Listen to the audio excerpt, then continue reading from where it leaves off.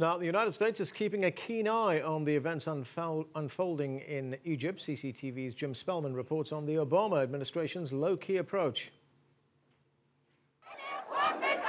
As Tahrir Square and the streets of Cairo fill with protesters, word from President Obama that at this point, the U.S. remains neutral. We do not take sides in terms of who should be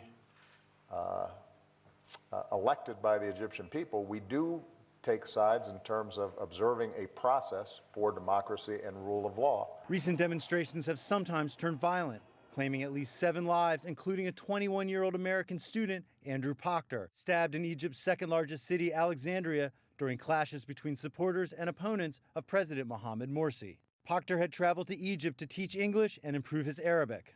It's just so sad that he's off doing something that's just like so admirable. And, you know, something like that happens to him. The U.S. State Department is warning Americans against non-essential travel to Egypt, and it has authorized certain government personnel to leave the country. For Americans already in Egypt, the message is simple: stay off the streets and avoid protests.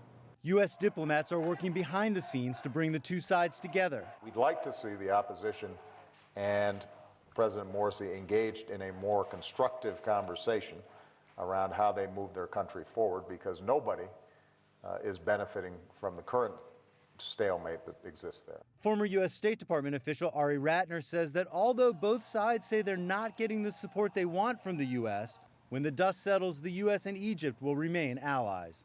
Just as Egypt is important for America, America is important for Egypt. It's important for getting the economy back on the ground. It's important for peace and stability in the region. And I think no matter who the Egyptian government is going to be, they'll want to have a positive relationship with the Americans, and they'll find, no matter who the administration in Washington is, that the Americans are willing to work with them.